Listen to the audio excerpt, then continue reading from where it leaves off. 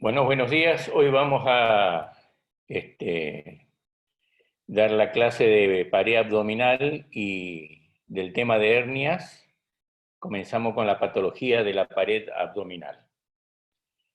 Y vamos a hacer un repaso de lo que son las hernias, las evisceraciones y las eventraciones. Para hacer un recuerdo de la anatomía de la pared abdominal, recordemos que en la parte anterolateral de la pared está formada la parte anterior por los músculos rectos del abdomen, derecho e izquierdo, y el cierre lateral de la pared abdominal está dado por los músculos anchos que son de afuera hacia adentro, el músculo oblicuo mayor, el oblicuo menor y más profundamente el transverso. Hacia atrás tenemos los músculos espinales. Esta cavidad abdominal de forma ovoide está cerrada por arriba por el diafragma y abajo por el periné, que vendría a ser el piso del abdomen. Lo interesante de la pared abdominal que deberían saber es cómo se forma la vaina de los rectos, que se constituye a partir de las aponeurosis de los músculos anchos laterales, que son, como dije, el oblicuo mayor, el oblicuo menor y el transverso. Si ustedes ven en este corte, acá encontramos a los músculos rectos y su aponeurosis está formada a su vez, o su vaina, por la aponeurosis de los tres músculos anchos laterales, en todo el que se forma en forma se constituye en forma distinta en la parte superior del músculo recto que en la parte inferior. En la parte superior, la aponeurosis de la vaina del recto anterior está formado por la aponeurosis de inserción anterior del oblicuo mayor y una hoja anterior del oblicuo menor. Y la parte posterior de la vaina de los rectos está formado por la aponeurosis del músculo transverso y por la hoja posterior del oblicuo menor, que se juntan en el medio para formar la línea blanca. En la parte inferior del abdomen, todas las aponeurosis de estos tres músculos, oblicuo mayor, menor y transverso, pasan por delante, formando la vaina anterior de los músculos rectos, pasando por delante de estos músculos, y no por detrás. Entonces, esa es la forma, digamos, diferenciada de la vaina de los rectos en la parte superior que en la parte inferior. Esta diferencia de grosor que hay en la parte posterior de la vaina de los rectos, en su segmento superior con respecto al segmento inferior, forma un reborde que es la arcada de Douglas. Uno cuando ve desde la cavidad abdominal adentro, eso se llama la arcada de Douglas, esa diferencia de grosor de esta vaina de los rectos, que se continúa a los lados, que vamos a ver después, con un ligamento que se llama ligamento de Hesselbach. Esa es la forma de formarse la vaina de los rectos. En el medio se juntan, constituyendo lo que es la línea blanca o línea alba. Y a los costados es la línea semicircular de Spiegel, que son lugares que vamos a ver después donde se pueden formar algunas hernias. La división topográfica, digamos, del abdomen se forma, como pueden ver en esta figura, por dos líneas horizontales y dos líneas verticales.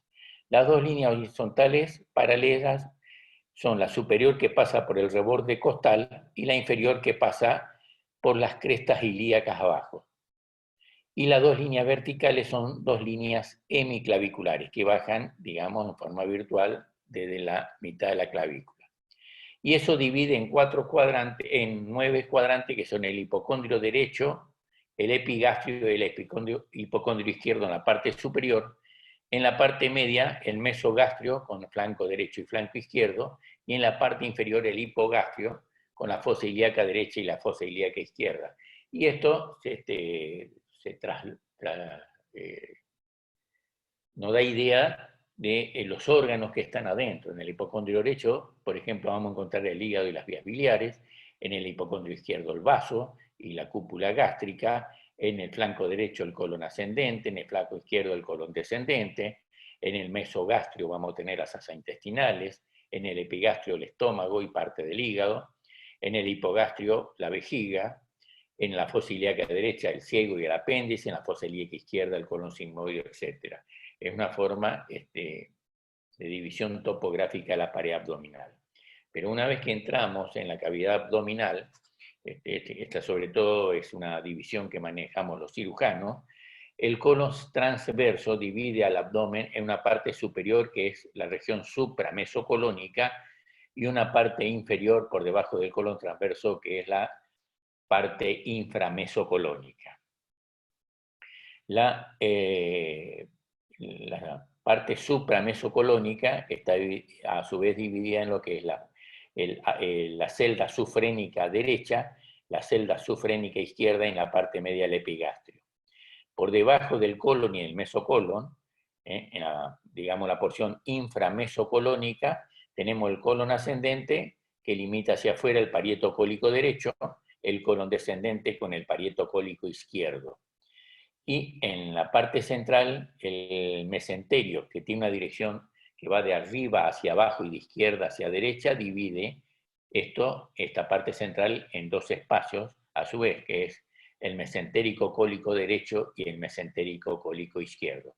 Y hacia abajo tenemos la pelvis, el hipogastrio y el fondo de saco de Douglas. Entonces, esta división que podríamos denominar quirúrgica, tenemos la porción supramesocolónica, con las dos celdas sufrénicas, derecha e izquierda, y el epigastrio. La porción inframesocolónica, parieto cólico derecho, mesentérico cólico derecho, mesentérico cólico izquierdo y parieto cólico izquierdo. Y abajo el fondo de saco de Douglas. Esa es la división topográfica del abdomen que usamos habitualmente los cirujanos. Y con respecto a la hernia se define como la protrusión o salida del peritoneo parietal, acompañado o no de vísceras, en forma permanente o en forma transitoria, a través de un orificio anatómicamente constituido. O sea, a través de una parte débil una parte de la pared que ya es débil anatómicamente.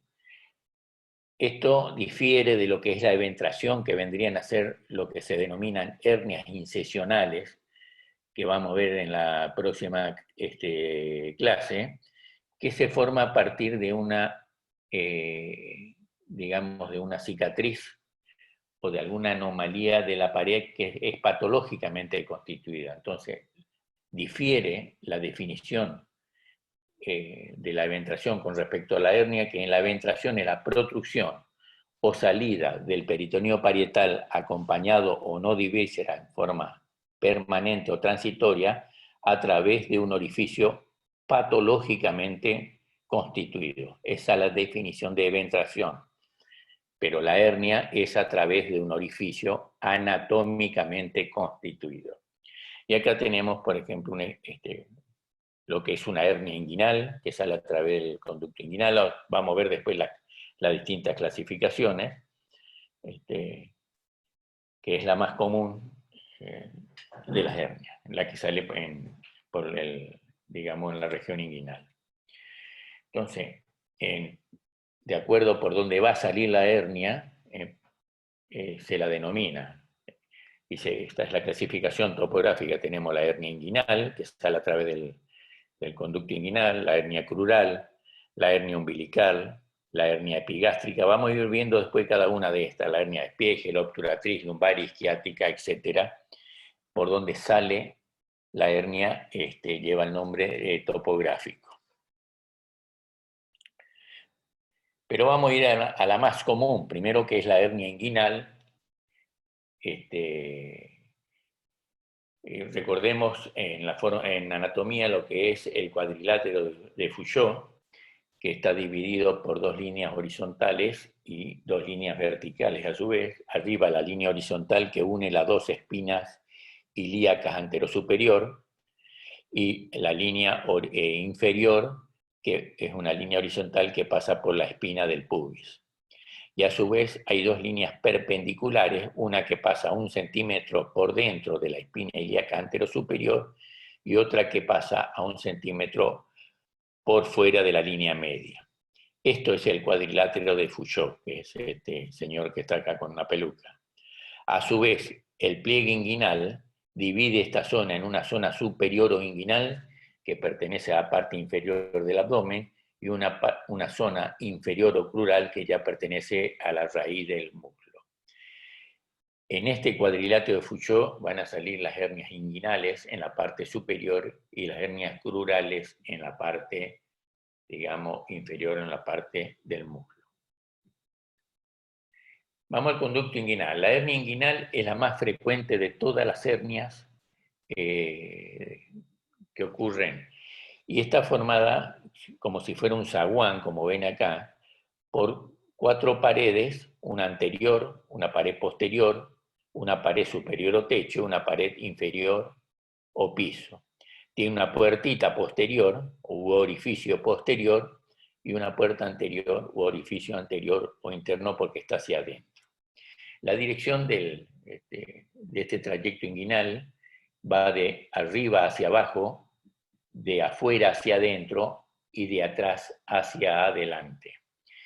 Y está constituida en su pared posterior por la fascia transversalis, reforzada por los vasos epigástricos, como ven acá, y por el ligamento de Hesselbach, que le nombré hoy, que es la continuación de la arcada de Douglas, que va hacia abajo y hacia afuera, se mezcla y forma la vaina de los vasos epigástricos y refuerza esta pared posterior.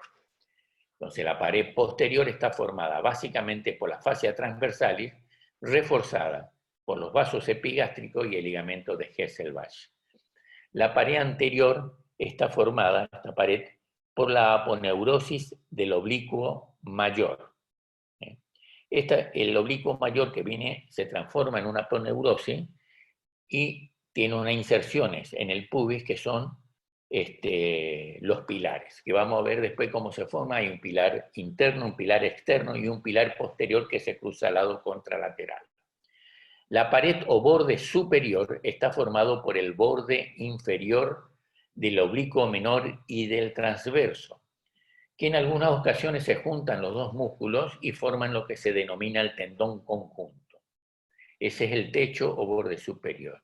El borde o pared inferior o piso está formado por la arcada crural o ligamento inguinal o crural, que es, digamos, una continuación de la aponeurosis del oblicuo mayor, como vamos a ver, reforzada por una cintilla que es la cintilla iliopubiana de Thomson. Eso forma el borde inferior. El orificio profundo, que está hacia afuera y hacia atrás y un poco arriba, está formado por el borde inferior del transverso, como pueden ver acá, por el borde inferior del transverso, por el ligamento de Hesselbach y por la arteria epigástrica. Ese es el orificio profundo, que lo tenemos acá y los observamos acá y acá. Eso está en la pared posterior. El orificio superficial, que es este que lo tenemos acá, está formado por unos refuerzos, digamos, de inserción del oblicuo mayor, que son el pilar interno y el pilar externo. A su vez, hay un pilar posterior que se cruza hacia el otro lado y forma parte del orificio inguinal superficial del lado contralateral. ¿Cuál es el contenido del conducto inguinal? En el hombre el cordón espermático y en la mujer el ligamento redondo.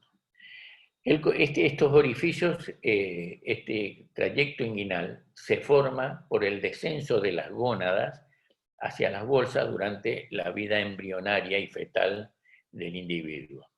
El cordón espermático contiene a la arterias y venas que van al testículo, a los nervios y al conducto deferente. Y en la mujer el ligamento redondo que viene del cuerno uterino hacia los labios mayores, atravesando el conducto inguinal. Así se forma el trayecto inguinal, es muy importante porque es la zona del mayor porcentaje de hernia que existe. Y en este esquema podemos ver en un corte transversal cómo se forma el conducto inguinal. La pared anterior, como dije, es la aponeurosis del oblicuo mayor. Fíjense, la aponeurosis del oblicuo mayor desciende, forma lo que es el ligamento inguinal para formar el piso y tiene un refuerzo que es el ligamento iliopectíneo o ligamento de Thomson, que es este que está acá. La pared superior está formada por el oblicuo mayor y el transverso, y la pared posterior por la fascia transversal, reforzada por el ligamento de Hesselbach y por la arteria epigástrica.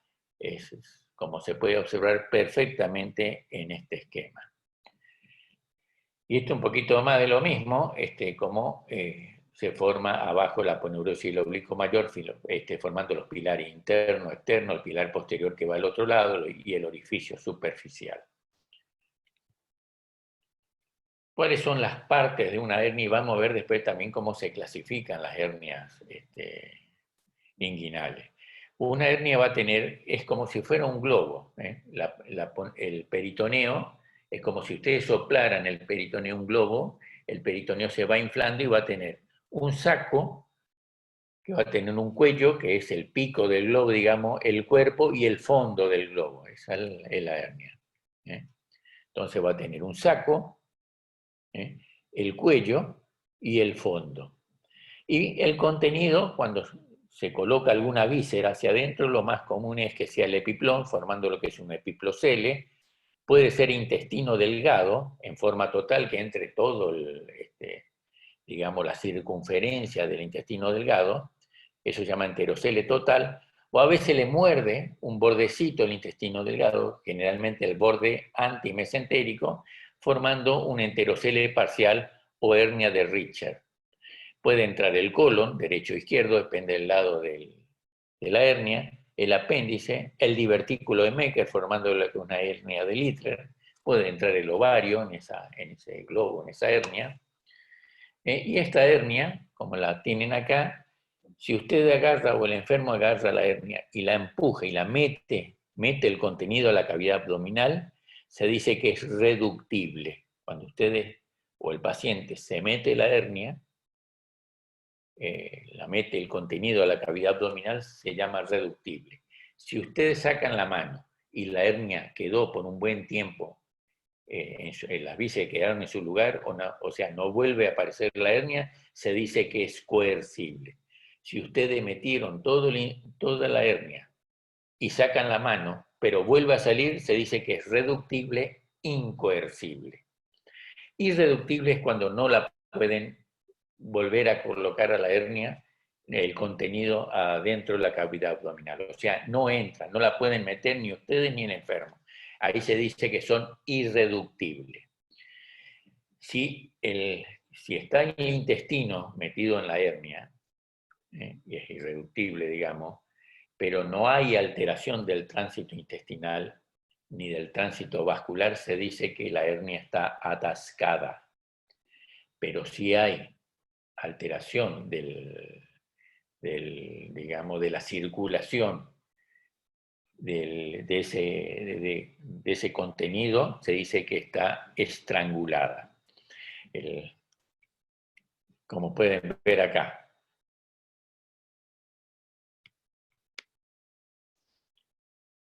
Esto es un epiplocele, o sea, salió solamente, acá está el saco herniario, el orificio, el cuello, está el epiplón, es un epiplocele. Si sale intestino en forma total, o sea, toda la circunferencia del intestino es un enterocele total.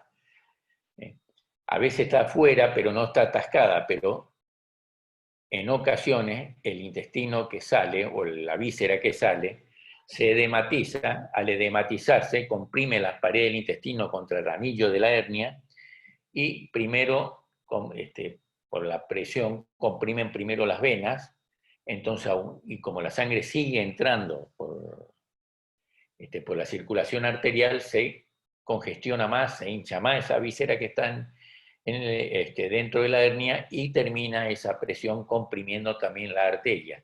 Y ahí se necrosa, digamos, o se isquemiza la víscera que está dentro de la hernia, y eso ya constituye una urgencia.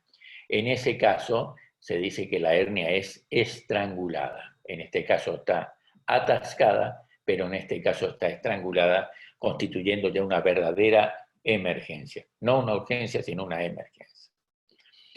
Existe otra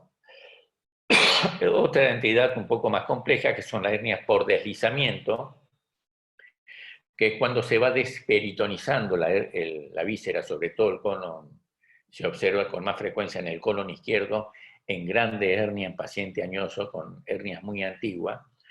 La tracción que está ejerciendo la hernia sobre la víscera le va sacando el peritoneo, lo va pelando a la víscera y la víscera sale y queda fuera del saco. Entonces esas son las hernias por deslizamiento, cuando la víscera forma parte del saco, ya no del contenido, sino que forma parte del saco. A su vez, las hernias pueden ser congénitas o adquiridas. Congénita, uno nace con el defecto, nace con la hernia, y adquirida es cuando, por algún factor desencadenante o predisponente, aparece esta entidad.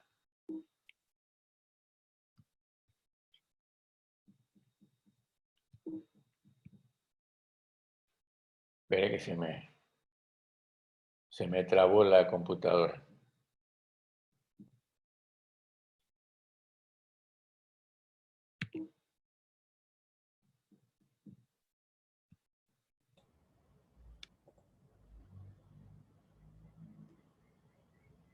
¿Qué pasó, Doc? Se me trabó la computadora. Esperamos un ratito. ¿Cómo no? Ahí está, ahí sigue. Perfecto. ¿Listo?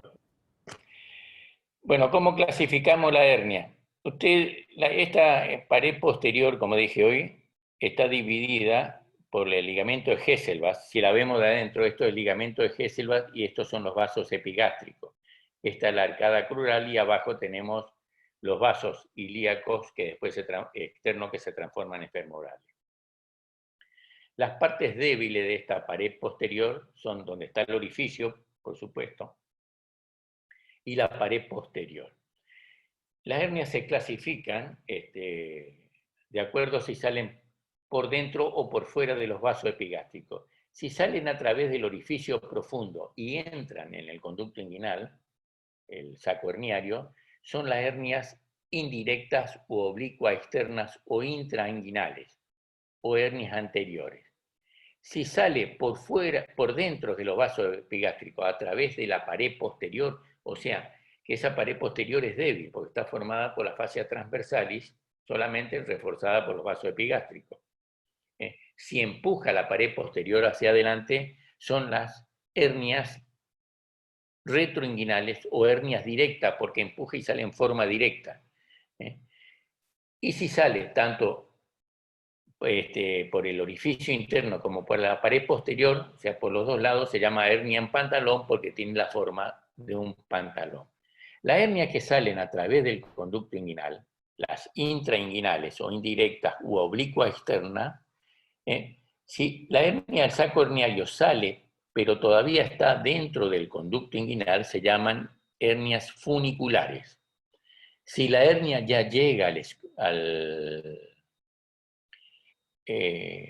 escroto, se llaman inguino-escrotales, son hernias más grandes.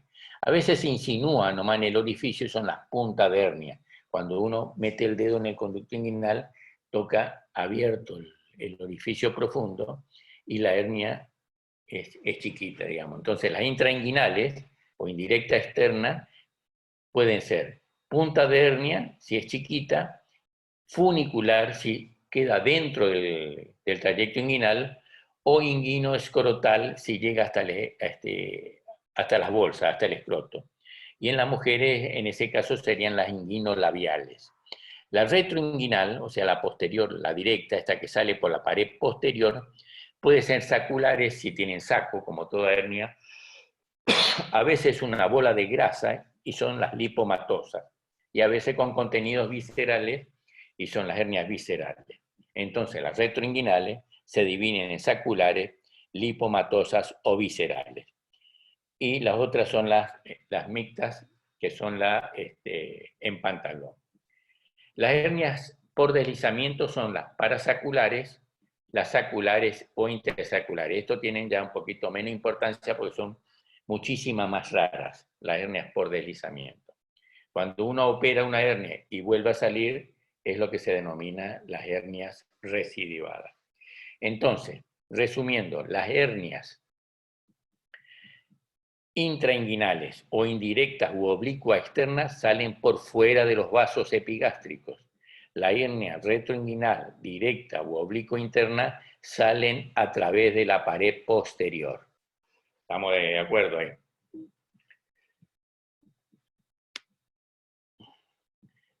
Etiopatogenia. Hay factores, como dije, son factores, hay hernias que son congénitas, que se manifiestan a veces en el nacimiento o a veces mucho tiempo después porque el defecto ya está ahí, y factores desencadenantes. Los factores predisponentes son la herencia, hay familias que ya vienen con una predisposición a la hernia, la edad, son más frecuentes a partir de los 20 años, el sexo, hay hernias que son más frecuentes en el hombre que en la mujer, y hernias que son más frecuentes en la mujer que en el hombre. En el hombre son muchísimas más frecuentes las hernias inguinales, una proporción de 9:1. Las hernias crurales y umbilicales son más frecuentes en la mujer que en el hombre. La obesidad por la infiltración grasa y por el aumento de la presión intraabdominal también es un factor predisponente.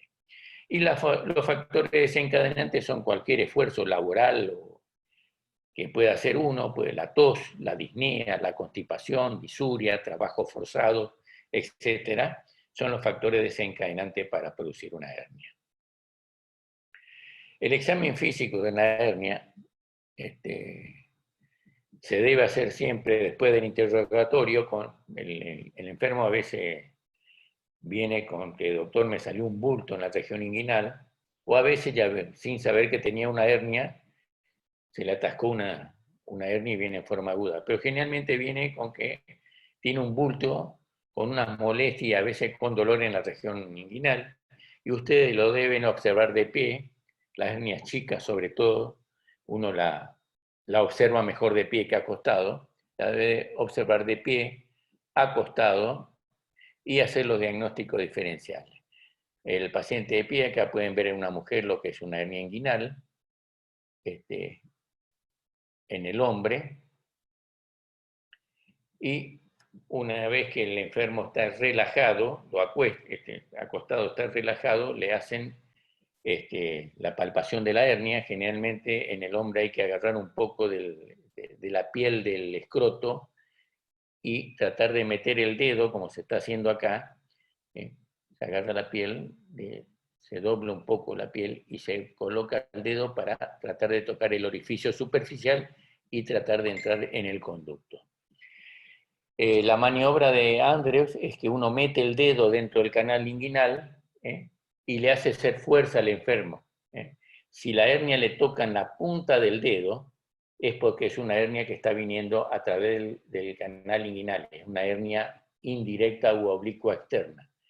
Si la fuerza o la hernia le toca el pulpejo del dedo, quiere decir que está viniendo de la pared posterior, es una hernia directa. La otra eso es, digamos, la maniobra de Andrews. La compresión del orificio profundo o maniobra de Coley, o también maniobra de Landívar, uno reduce la hernia y comprime con un dedo el orificio profundo, que uno lo busca en la parte media del trayecto inguinal. Una vez relajada la hernia, metida la hernia, comprime el orificio profundo en la parte media, 1 centímetro aproximadamente de la arcada inguinal, tapa con eso el orificio profundo y le hacen hacer fuerza. Si la hernia no aparece, quiere decir que ustedes están tapando el orificio profundo, quiere decir que la hernia es indirecta. Si la hernia aparece, quiere decir que viene de la pared posterior, que es una hernia directa. Esa es la forma de saber. Pero ahora es mucho más sencillo porque con una ecografía de partes blandas, muchas veces uno tiene el diagnóstico en las hernias chicas. Las hernias grandes ya uno lo hace la evidencia observando al paciente. Y los diagnósticos diferenciales son si la hernia es irreductible, o sea, ustedes no pueden meter la hernia, lo tienen que hacer el diagnóstico con el hidrocele, que eso se hace por transiluminación. Ustedes apagan la luz, iluminan de un lado el bulto. Si es transparente es porque un hidrocele, eso es agua, que está metido en la envoltura del testículo. Si la transiluminación es negativa, quiere decir que es una hernia. También con el hematocele, la presencia de sangre en la zona, pero ahí tienen el antecedente de un traumatismo. Con los lipomas, que es grasa, las hernias generalmente tienen un lipoma preherniario y con los quistes del cordón. En las hernias que son reductibles hay que hacer el diagnóstico con el varicocele. El varicocele generalmente se comprime fácilmente y tiene a la ocultación ahí como un temblorcito, digamos. Las complicaciones de la hernia son la irreductibilidad, como le dije hoy, a veces hernias muy viejas, muy antiguas y muy grandes, se dice que el contenido perdió el derecho de domicilio, es cuando no pueden meter todo lo que está en la hernia, en hernias enormes, porque ya no le entra dentro de la cavidad abdominal. Eso se llama la pérdida de domicilio. Para operar esos enfermos, generalmente en los días previos, se le inyecta a través de una aguja, de un catéter, aire dentro de la cavidad abdominal para ir aumentando el espacio en forma gradual en días previos, inyectando aire dentro de la cavidad abdominal para que después podamos esa hernia con pérdida de domicilio volverla a colocar dentro de la cavidad abdominal. Ese procedimiento fue inventado por un argentino y se lo conoce como el neumoperitoneo preoperatorio de Iván Goñi Moreno, que es el médico que lo describió. La hernia que está atascada, o sea, ustedes no la pueden meter, si tiene alteración de la, no tiene alteración de la circulación, se dice que es hasta atascada, pero si está con trastornos vasculares, como le dije hoy, ya es una hernia que es estrangulada, que eso ya, digamos, es motivo de una emergencia. Ahí se está haciendo la maniobra del orificio, la maniobra del Andívar, colocando el dedo dentro del orificio inguinal y que el enfermo puje. Si le toca la punta del dedo es indirecta y si la hernia le toca la cara lateral del dedo es una hernia directa.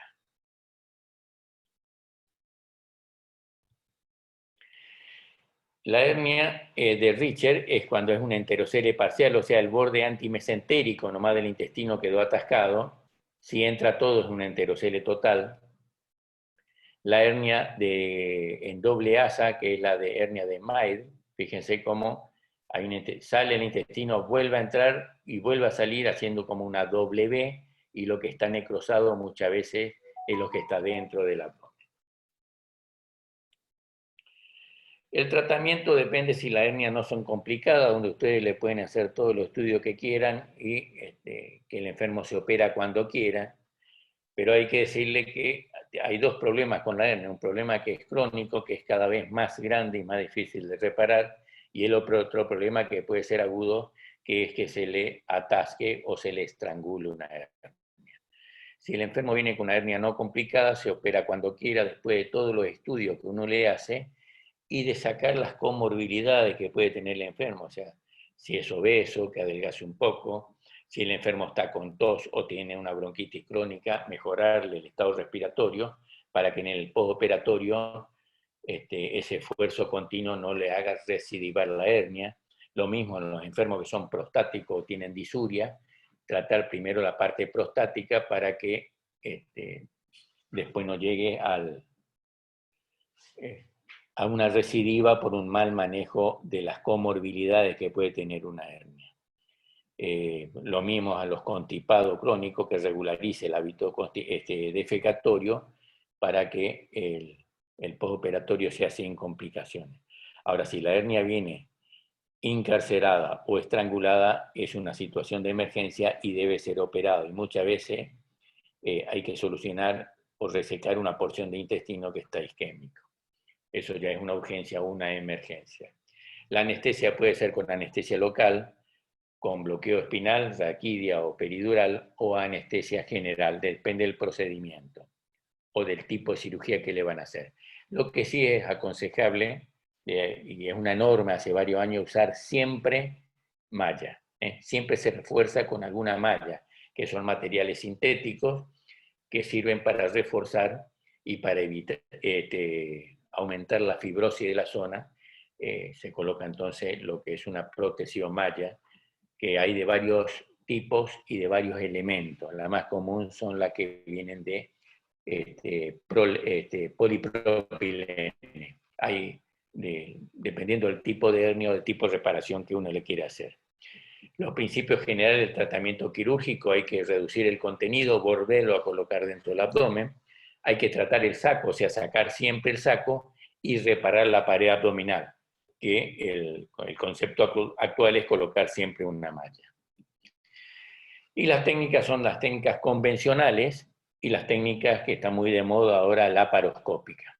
Estas son las mallas que le dije, la forma de colocar en forma, una cirugía convencional, una cirugía abierta, y la colocación de una malla por vía laparoscópica.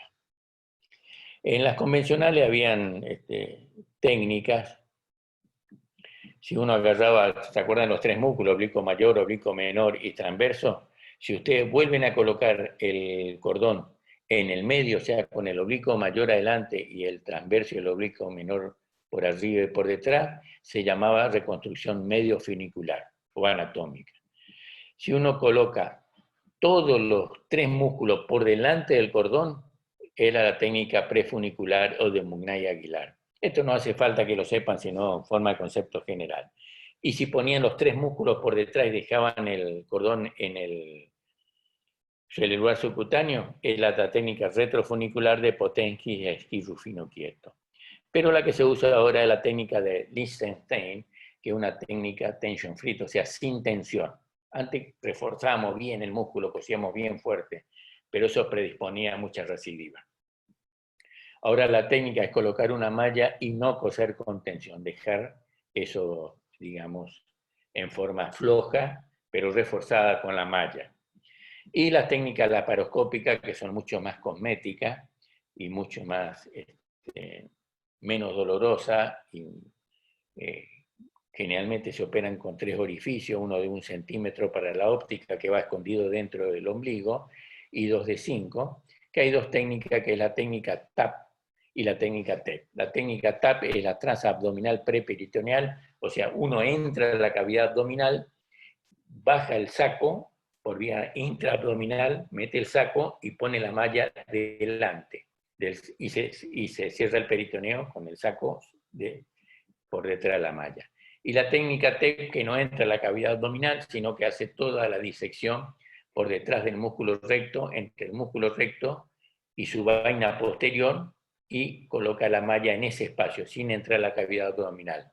Entonces, la técnica TEP. Eso en cuanto a las hernias, lo que son las hernias inguinales. Vamos a dejar para la próxima clase o la próxima sesión lo que son las otras hernias que son menos frecuentes, que son las hernias crurales, las eventraciones y las evisceraciones. Muchas gracias. Hasta luego, Doc. Diego, ¿se puede avisar que el lunes voy a dar